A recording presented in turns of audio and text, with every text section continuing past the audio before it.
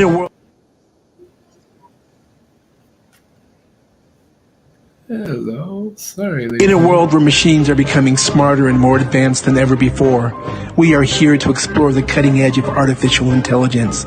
Meet our host, Eric Anthony Jones, aka Ruler in Peace, as he dives into the world of AI, its benefits and its potential dangers.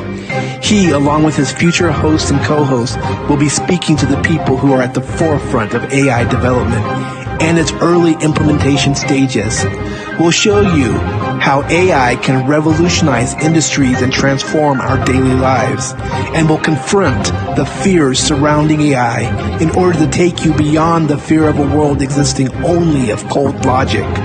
By the time this journey is over, we will discover the power of AI and delve into the creative uses of AI, sparked out of the creative ingenuity unleashed within the depths of the human mind. Join us on this action-packed journey into the world of artificial intelligence, and don't forget to hit the like and subscribe button. Welcome everyone. Welcome to Machine Minds, the show where we explore the latest in artificial intelligence and its impacts on our world. I'm your host, Eric Anthony Jones, aka I'm your host, Eric Anthony Jones, aka Ruler in Peace, and today I'm joined by Tammy Maggs, an AI artist and US lead for MetaCampus. Tammy, thank you so much for joining us today. Yeah, thank you. I'm happy to be here today. I'm happy to have you. And so to start off, can you please introduce yourself and tell us a bit about your background in AI? Sure. So my name is Tammy Maggs, and I have been in the Web3 space for about 2 years now. Started working with AI last year. And, I'm just fascinated with the potential uses and how fast it's happening. And I've found myself really being able to implement it in so many different areas of my life to help. I mean, I have a background in sales and marketing. Spent about 20 some years in sales and marketing before I moved into the Web3 space, and everything is changing so fast with the use of AI. And I found myself embracing it and using those tools to really take my productivity level to a completely different playing field now. And I love using AI in my art, as you can see, it's in my background. Mm-hmm. So yeah, I understand that you're an AI artist, and I also understand that you use AI a lot in your work itself. So can you tell us a little bit about the work that you do at MetaCampus? Sure. Yeah, so MetaCampus is an amazing platform that has been, it started being built in January of 22 is when the founders developed the business. And they have spent from January 22, and we just launched our fast track program a week ago. Mm-hmm. So it's been about a year and a half of building and gathering all of the information you really need to immerse yourself in Web3, including AI. And, we know that all of the information, if you want to take the time to research and watch tutorials and find articles, you can teach yourself some of these products and some of the ways that we have now changed the way we work within Web3. Mm-hmm. But it takes so much time and effort, which we've all done, right, for the last few years. So what MetaCampus has done is brought all of this information together and put those into an interactive, immersive way to transition from Web 2 into Web 3, because it really is a mind shift. It's a culture change moving into the Web 3 level of participation and employment, and the way the future is going to be. So that's what we are. We're a platform to take entrepreneurs, professionals, brands, just people wanting to learn from Web 2 into Web 3 by interactive sessions, we take you on field trips into Decentraland, Metaverse, and we just make it a a very easy way to really understand what's happening here. Mm-hmm. Yeah. Wow, that sounds, I mean, amazing, because we know we're at the tip of the iceberg, especially when you start talking about the metaverse and Web3 space.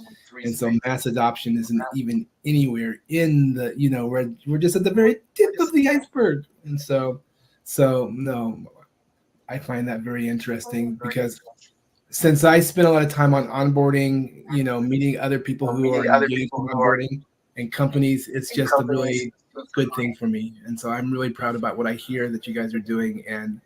And like I said, I told you I was excited to meet you and to be able to bring you on Yeah. to our show. So thank you for sharing that. Um, Yeah. it's clear you have a lot of experience in this field. And so what do you see as the future of AI in your industry, particularly? Well, I mean, we're just at the very beginning, like you said. We are at the tip of the iceberg, and so like what I do for MetaCampus is I'm the country manager for the U.S. I'm the U.S. lead. Our company is based out of Spain, and we have a lead in the Middle East, and we have a lead over in Europe, and I'm the U.S. And really, what my job is to explain change the mindset of what people are seeing happening in Web3. Stop fearing AI, embrace AI, because what's going to happen, we can debate and we can talk about, is it good for us? Should we slow it down? Should we stop it? It's not going to stop. It's continuing. Every day there's new tools being released.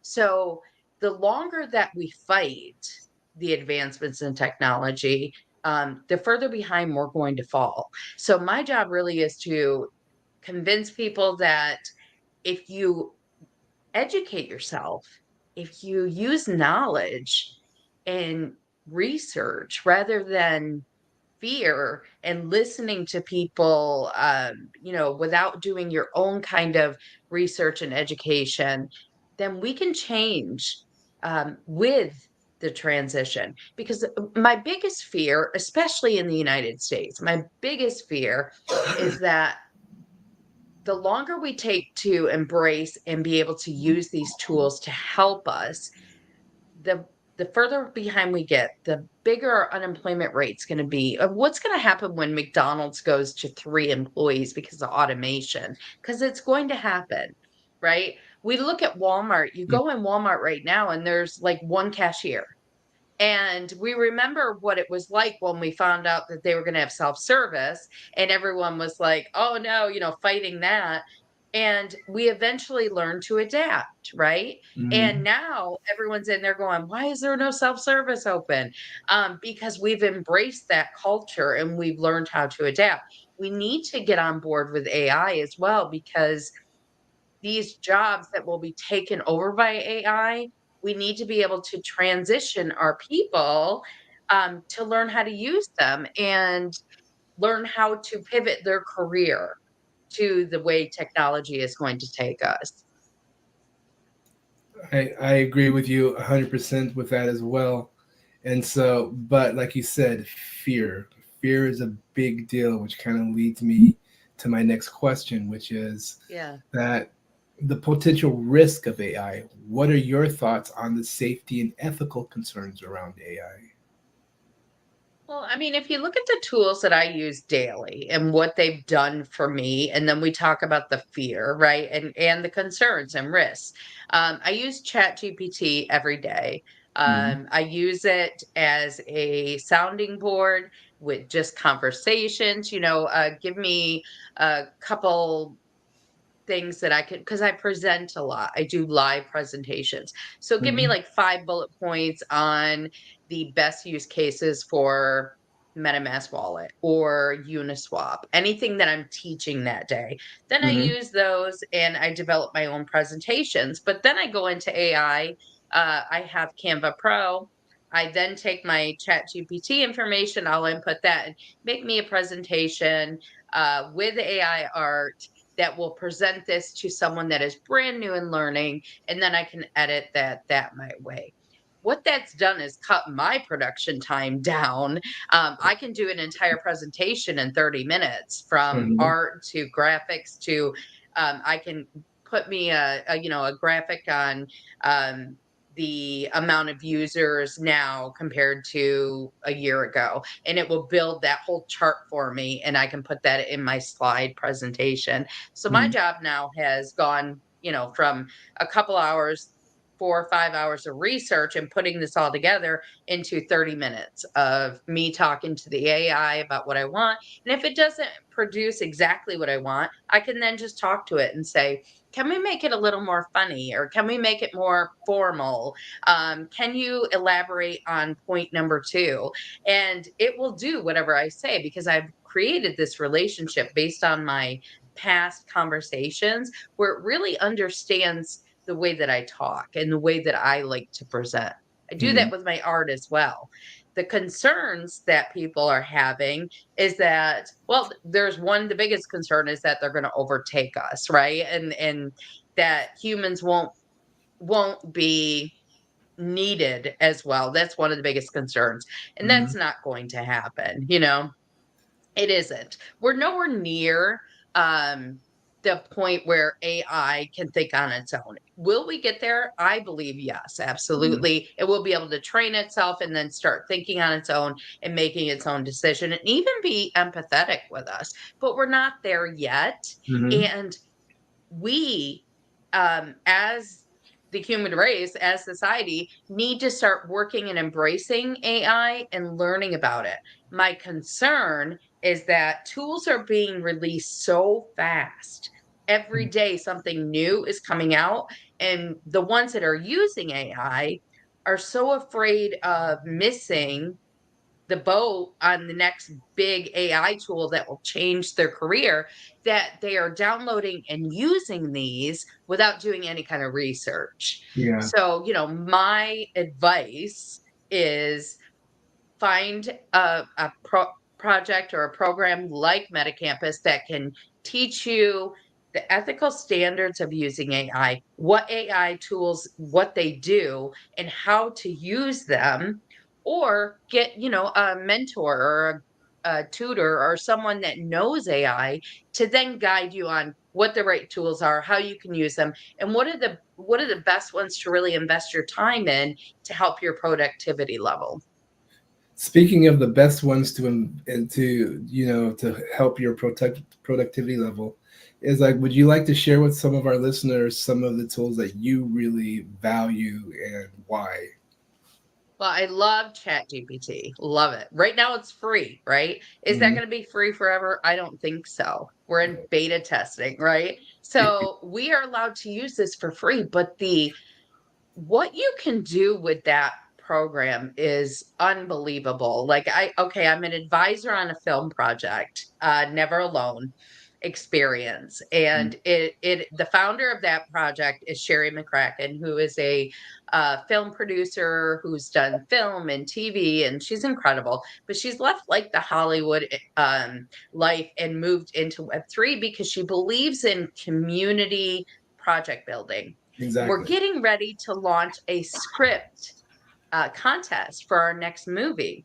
And she is including this time scripts being developed through ChatGPT. Now, I've never done a screenplay, but I went into ChatGPT and I said, I would like to create a 20-minute short screenplay based on a character named this, that I said a character named Sarah that has an accident that changes her entire career because now she's disabled, and she finds AI art and she becomes this, world known artist, because she's always loved art, but she never thought she could make a living at it.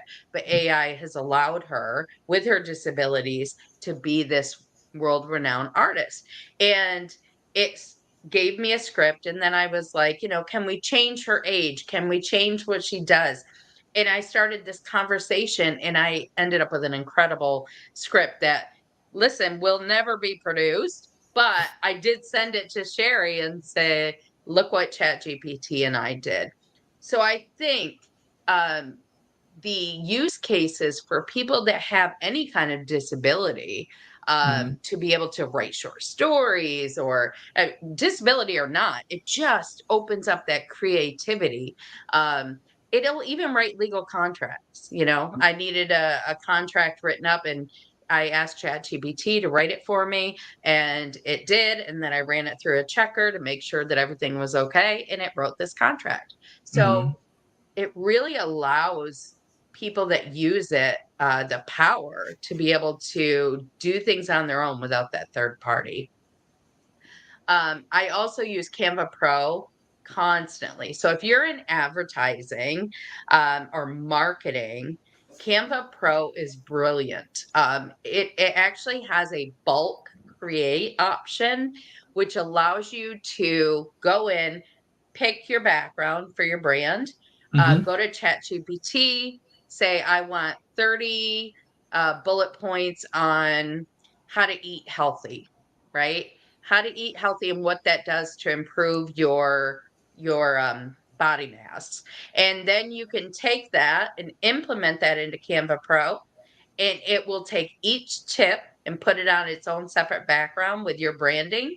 And then you can schedule that into your Twitter schedule, and it will automatically post those once a day for you. Um, it's incredible. It will do 3 months worth of posts. And then you can ask it to format that into LinkedIn. Can you do Instagram? Can you do TikTok? And it will make videos. It'll make Instagram posts. It'll make Twitter posts. Um, the potential to get your brand out there. It will even help you create a brand. ChatGPT can help you create a brand. This is my brand. This is kind of what I want it to look like. Can you give me inputs or prompts to go in then and put into Canva? Because Canva has AI now to do image prompting. So, Wow. I hope everyone out there is listening to this. It's like, because that is a major nugget. And so I know about pieces of that because I have Canva Pro as well. And so, but for you to share it the way you did, and you did it so eloquently as well.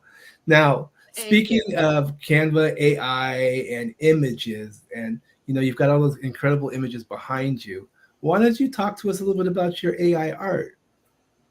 Yeah. Oh, so that's my heart, right? That's my hobby. I mean, my work is my work, and I love what I do because we enable and empower people to change their career.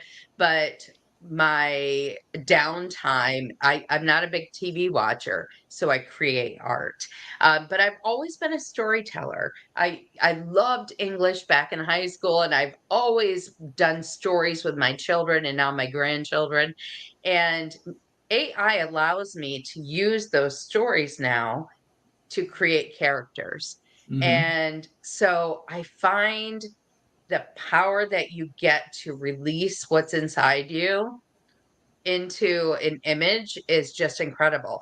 Now, is it as easy as going in and saying, I would like a two-headed dragon that is living on a purple planet with, flying umbrellas around you? That's a prompt, right? It will give you some crazy image. And will it be good? Yeah, it could be good. But to be an AI artist, you really have to know consistently what you're trying to get out there, and you have to be able to curate. And with that comes aspect ratios, lighting, angle views, camera lens. Do I want it to be dramatic, or do I want it to be, whimsical? Or all of those prompts really is what makes you an AI artist, because you're able to create this. Oh, and I have a great story. So I love using the prompt time, clocks, watch pieces, because I feel like in my work, I really like that fighting against time. How Mm-hmm. we're always trying to fight against time. Well, my AI now has come to know me so well that I will create an image of a beautiful woman made out of chocolate with a vibrant background like the one there. And the AI will put clocks in my images.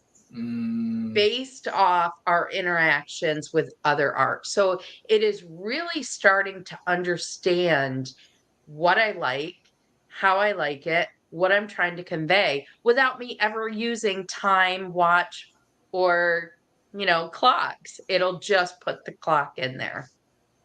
Wow. I mean, I do know what you're saying, because I know that as we prompt and prompt more, it does adapt. It really does adapt to Yeah. what we've shared before and try to help us get to where it is that we're trying to get. So, um, but that once again, just for our listeners out there, I just have to say that, I mean, I hope that you guys are really hearing what Tammy just said, because she really dropped some real nuggets. She actually told you some things, like how to prompt, is like how to think about prompting, the different ways to try to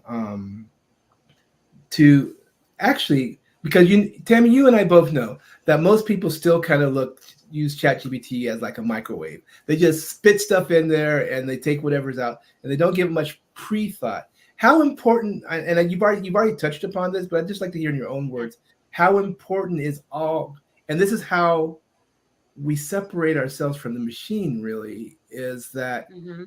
all the pre-thought, all the things that go in, how important is that to distinguish yourself? Can you talk about distinguishing yourself from just all the general stuff that people pull out of ChatGPT, for lack of a better term, Yeah. if you know what I mean? Again, I think it's really, and this is why it's so important that we start embracing these tools, because it is understanding that these are assistants to us. My Chat GPT is my assistant. My Mid Journey is my assistant in creating art. The more we embrace and use these tools and interact with them, the more they become a personal assistant to help us do our jobs. So, ChatGPT, if I go in there and I say, write me a short story because I have a presentation coming up. Write me a short story about, you know, a new user coming into Web3 and getting lost and feeling alone. Write me a short story about that, or give me tips on what to say to them. Well, it may spit something out that is good and you could just copy and use it, or you can start interacting with ChatGPT once it produces that to really get it to understand your thoughts, your uh, what am I trying to say? What you're trying to accomplish, I guess Exactly, your is what I'm trying to perspective. say. Yeah. Right. So then start just talking to it like it's a person. Mhm. And so it spits this out and you say, okay, you know what? I am really concerned with their mental health. I would like it to be a little more empathetic. What are breathing exercises they could do if they find themselves in a FOMO position in Web3? Because we all know when we go into Web3, when we go into come into this space, it's like going down that rabbit hole, they say, Yeah, right? yeah, Or FOMOing in, and you're just overwhelmed with all these senses. So I would then speak to it and say, okay, if I'm giving a presentation on how to survive those first few weeks, what are some breathing tips? What are some exercises that we could do to pull ourselves back and take the time to research? And then it would give me those, and I would say, okay, I love number 2, but I don't really care for 3 or 4. So can you give me 3 more tips based off what you came up with number 2, because that's more in line with my thoughts and my processes. And it changes that, and it's working to get it to really say kind of what you wanted to say, but it does it in a way that saves you so much time than you sitting there trying to think of everything on your own. Absolutely. And by the way, for our listeners, they may not know what FOMO means. So FOMO is fear of missing out. It's like this space moves so fast that sometimes once again, when you were sharing earlier about the next application, everyone's afraid of Mhm. missing out on this.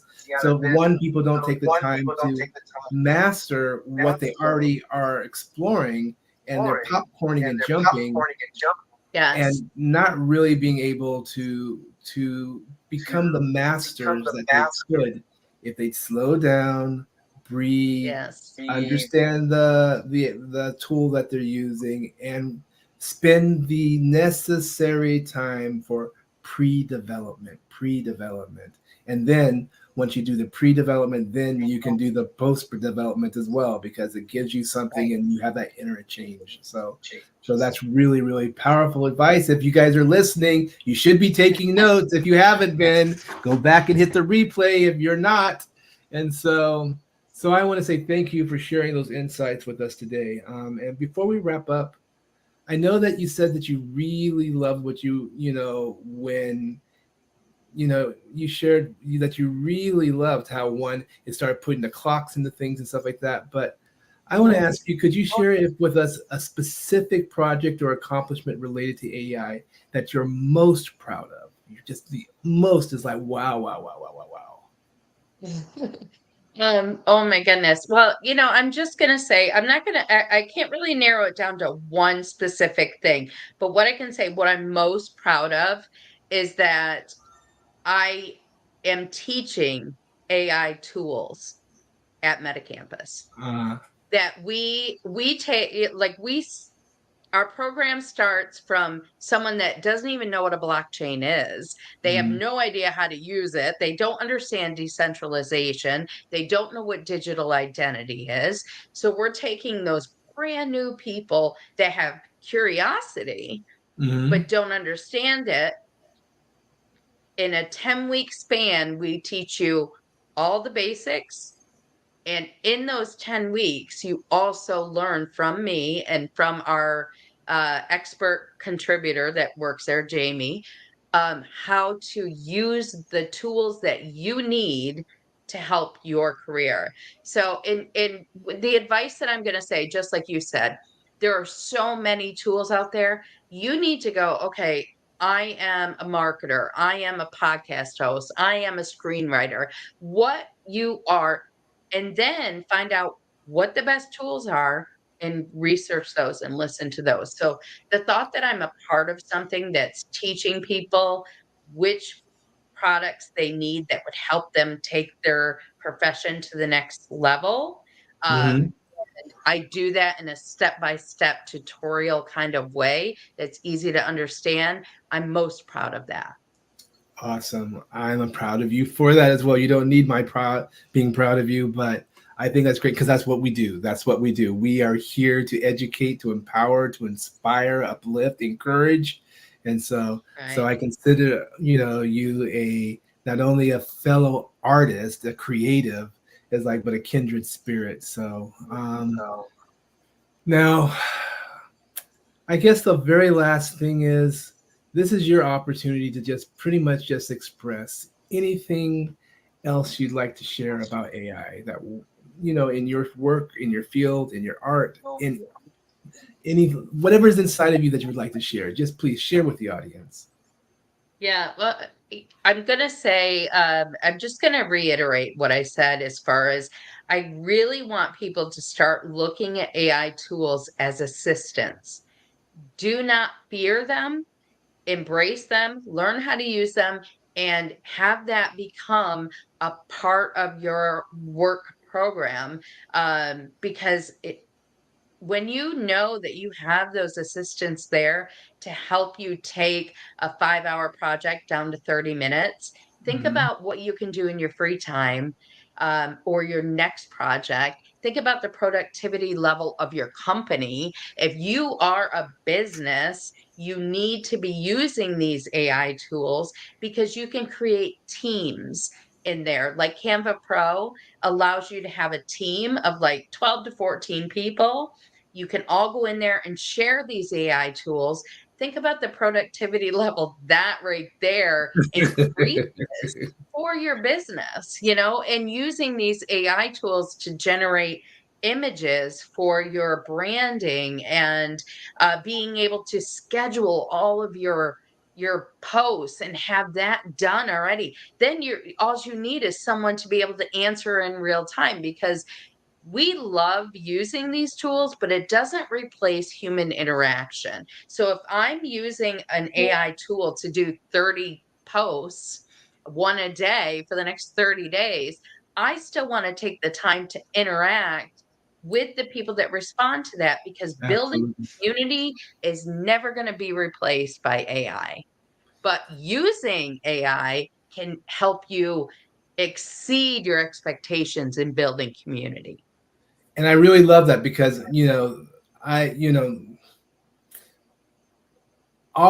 me personally as an artist, all I want is more time to interact with people. And Yeah, so because that's where the love is, that's where the relationship is, that's where, we get to engage in things that are beyond our own selfish purpose. Yeah. I'm sure you like when people say great things about your art. I love when people say great things about my music. But I love even more when I get to interact with other people and encourage and inspire them to do their stuff. We can work on collaborations. And the only way you get to that point is when you develop relationship. And so you need to have right. your time freed up for those things. So that's very, very, very great information. And Tammy, it has really been a pleasure to have you here on Machine Minds. You really don't know how much I really appreciate you being here. So Oh, thank you. with that, that's about all the time we have for today. So thank you, Tammy, for joining us on Machine Minds. And thank you, our listeners, it's like our audience, for tuning in. Join us next time as we continue to explore the fascinating world of AI. And Tammy, just once again, thank you very much. Thank All you. right. Thank you, everyone. Thank you for having me. All right. This is Ruler in Peace. Until the next time, be well, everyone. Peace, love, and tranquility.